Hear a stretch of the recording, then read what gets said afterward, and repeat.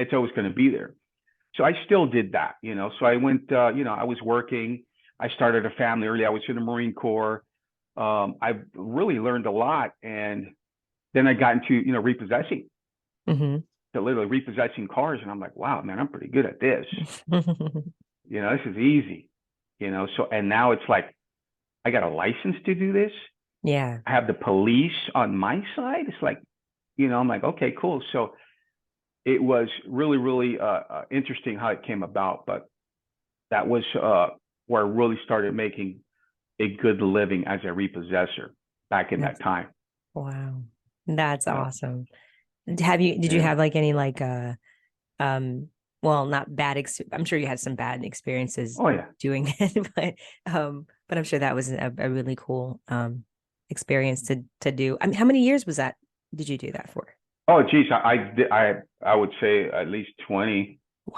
It Wow. was a long time, yeah. So Wow. maybe longer than that if you combine the illegal aspect of it to the legal Mm. aspect of it.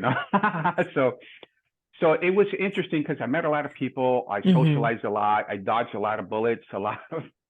There's a lot of fights and stuff like that. And um, but that's because of the repossession. That's actually how I got on TV, Right, right, and I exactly. would have never expected that. What that's amazing. That's that's amazing. That is so cool. Did you have like, so I'm curious, you know, I love hearing about like the really cool things that people do in their career, but has there been any times where where like you hit a stepping stone and then you kind of get stuck, you're like, okay, I don't know what I'm gonna do from here. Like what am I gonna do next? Especially in this business. This business is really weird. It's up and down. There's a lot of weird things that happen. How do you overcome? So one of the things that I realized early on is that you have to have a base. Mm-hmm. You got to have, something that's solid underneath your belt. And what it was for me, and I figured it out early on, well, 1990, because I was bouncing around, doing just hustling. I was buying here. I was going to the auction, buying wrecked cars, fixing them. I was working for junkyards, driving. I was in tow yards and stuff. And then I got a job in 1990 at Continental Airlines. Oh, nice. Yeah. So, and next thing you know, I'm like, all right, the pay wasn't that good at the time, but I had a solid paycheck. I had, insurance for my kids, and Mm-hmm. that was my base. So now I'm like, I can do anything I want as long as I take care of my hours, get the paycheck. That's what helped me kind of get to the next level, and that's kind of what I promote to a lot of people want to be actors, producers, whatever. That's great. You want to be creative, man, do it, but be smart. Have that base. Have that whatever it is. We see a lot of actors and actresses. They work at different restaurants and they do that, and they become successful. I have friends that are on running shows. I got one buddy, Charles. He works at Michelli's, one of my favorite places. Nice. And, Nice. and so singers or whatever. So you got to have that base. They're smart enough to understand that. Because if you're going to sit at home waiting for that call for that next role, you know, it's not going to happen. I mean, it eventually will happen, but then you're sleeping, living in your car. I mean, ask Tyler Yeah. Perry; he'll tell you. Yeah. We're not all fortunate to have a story like Mr. Perry or et cetera. But I love hearing stories like that because I like to know and hear the origin, how it started. Mm-hmm. Mm-hmm. And I think you and I had this conversation before, but so you got to have that base and really figure out what it is, because somebody might say, "Hey, I'm an actor. Yeah. I want to be an actor or an actress," and maybe they're a better producer, maybe they're a better director, Mm-hmm. maybe, Mm-hmm. and this is they'll figure it out, but they have to get in there with an open mind. Right. You know, Yeah. um, some people have a good ear. Man, this guy, you can be the best sound guy and win some awards there, make some money. You don't have to be an actor. So you have to really figure out exactly what your talent is, what is the best thing for you. And that's not easy, Miosha. That's not easy. Yeah. Most people, they want to be singers, right? maybe you're Yeah, going to be the top producer of the year, the music producer, because right. you're not the singer. Right. So you got to figure that out. You got to figure it out. And I Yeah. think, you know, we live in a society time now where everybody, I think it's it's well, it's always been, people have always been very, you know, everybody seems like they want to be in Hollywood, you know, the Hmm. Hollywood, the thing or whatever. Yeah. And I think that's the kind of thing a lot of people, when they get into it, sometimes it can discourage them because they're thinking, oh, it's going to happen overnight, or I'm going Mhm. to do this movie and it's going to be smooth sailing from here. Yeah, that's a rough one. But Yeah, I think, this is another conversation you and I have had. Uh, you don't have to be in LA. yeah. It's good to be here. I get it all the time. Like, yeah, I need to be in LA. No, you don't. I said it's okay to come over here, stay for a while, meet some people, come to the events. But you know what? If you're only paying $500 and you're in Oklahoma City Hmm. and you can afford $4,000 or $5,000 rent here, why would you come over here? Yeah. Stay over there. Especially now with social media. In my days we had beepers and one-step Polaroid cameras, right? So now Right. I'm talking to you like if you're next door. You Exactly, know, exactly, so they just got to exactly. be smarter about it. That's all. Yeah. Now for me, you know, I've met some really interesting people in my career, and that kind of gave me some great advice, whether it's my mentor or whatnot. But what was it's like anyone or a quote, something that you live by and that sticks with you, or something that someone said in the business that just kind of like sticks with you in whether it's tough times or just a good reminder while we're doing what we're doing. Oh, there's so many quotes, but I got to tell you right from the get go would be Whoopi Goldberg. Oh, You have to create your own opportunities. yes. as well as what I say, creative financing, to support those opportunities. Yes. So that's, again, it goes back to the days as a kid. I was hustling, selling pictures, cleaning cars, cleaning apartments, grocery shopping.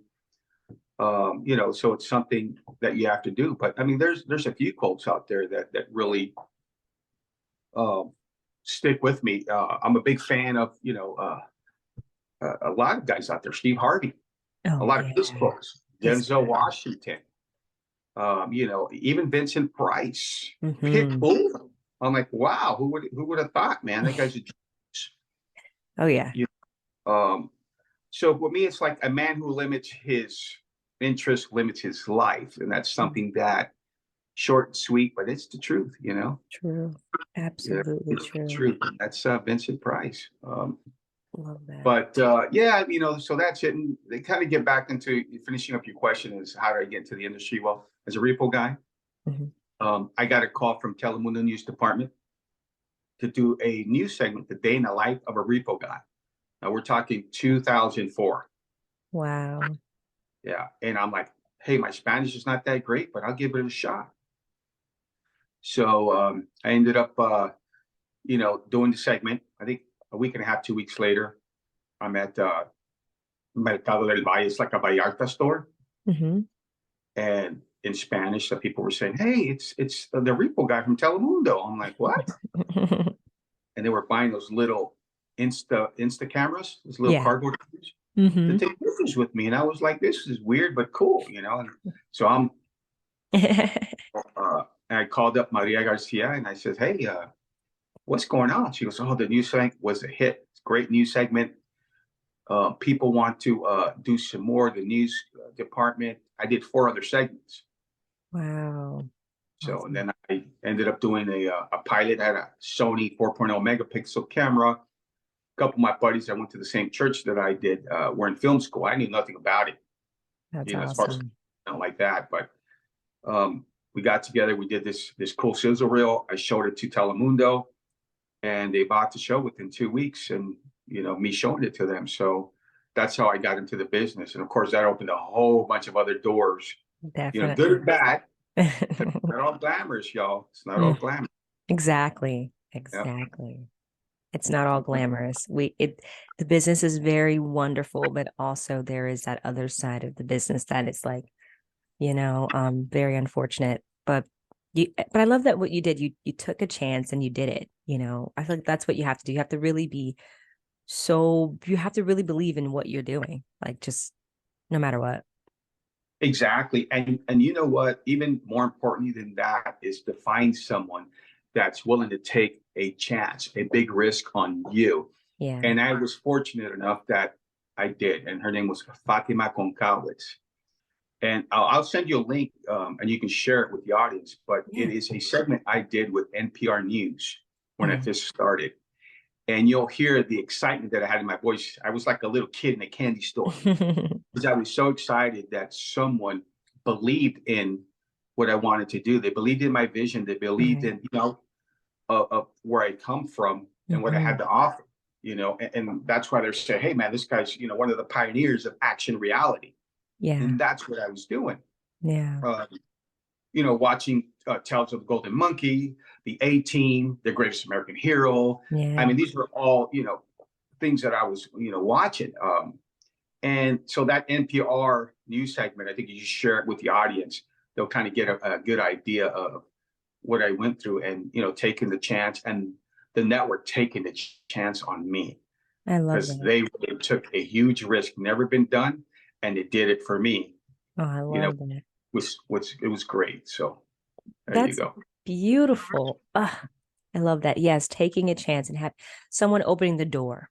That's what it is. That's what it's all about for sure. Um, what are you working on anything at the moment Yeah, you'd I like to have share? we're in crazy times. Yeah. This whole pandemic thing has really, it was bittersweet for me, but unfortunate for a lot of others. And, we had a lot of friends and that, they passed and their family members passed. So it was kind of a weird time, but Sorry to hear uh, that. everything just stopped, right? Yeah. And so now it was, okay, what do you do? Now it was time to, figure out to get ready.